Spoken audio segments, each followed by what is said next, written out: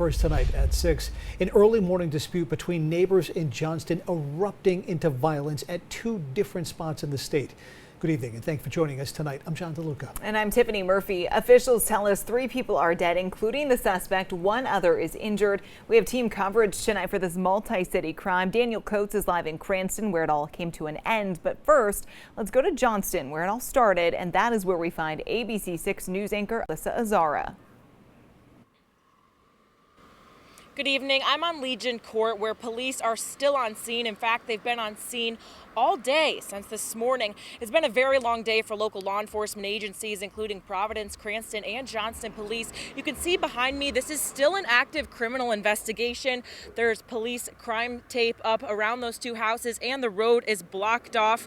Now, the triple shooting happened around 7:30 this morning. Police responded to the home after receiving 2 911 calls from neighbors of shots fired in the area.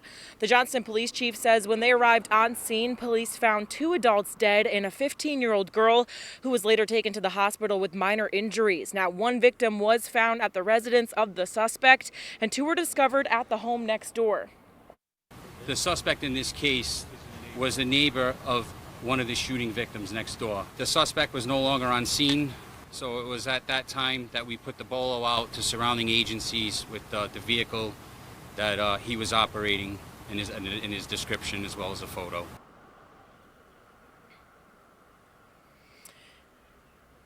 We now know that Johnston police responded to this area around midnight. The suspect was not at the home this morning when police arrived on scene. He was later found by police, shot and killed. In Johnston, Alyssa Azara, ABC 6 News. Thank you, Alyssa. Now to Cranston, where that pursuit came to a deadly end. The suspect shot and killed by police. ABC 6 News reporter Daniel Coates joins us now live from the scene. Daniel, what can you tell us? And guys, we're going on to hour 8 of investigations on Plainfield Pike. The latest development, actually 2 tow trucks that are now on scene. One taking the cruiser from Cranston police, believed to be the one that the suspect ran into during that multi-city pursuit, and another one for that car of the suspect. You can see multiple bullet holes going through the windshield. That tow truck taking both cars away, and police say that that is where they shot and killed the suspect earlier this morning. A massive crime scene has shut down part of the Plainfield Turnpike on the Cranston-Johnston line. A multi-city chase ending off that road Wednesday morning, stemming from a triple shooting that killed 2 in Johnston about 6 miles away this morning. 52-year-old suspect in the shooting, James Harrison, was spotted by an off-duty Cranston officer in his car at St. Anne's Cemetery. Harrison fleeing from Legion Court earlier that morning, believed to be the gunman in the neighbor dispute. Multiple Cranston police officers responded to the cemetery. When they arrived, the suspect drove at these police officers head-on towards their vehicles, nearly striking them. The erratic pursuit took officers through Johnston, Providence, and eventually Cranston, drawing help from departments along the way. The suspect hit cruisers, ending up on Plainfield Pike. He was traveling the wrong way down Plainfield Pike. He was on the opposite side of the road and jumped the center median shortly behind me. At some point, he lost control of his vehicle and he struck a rock where his car became disabled.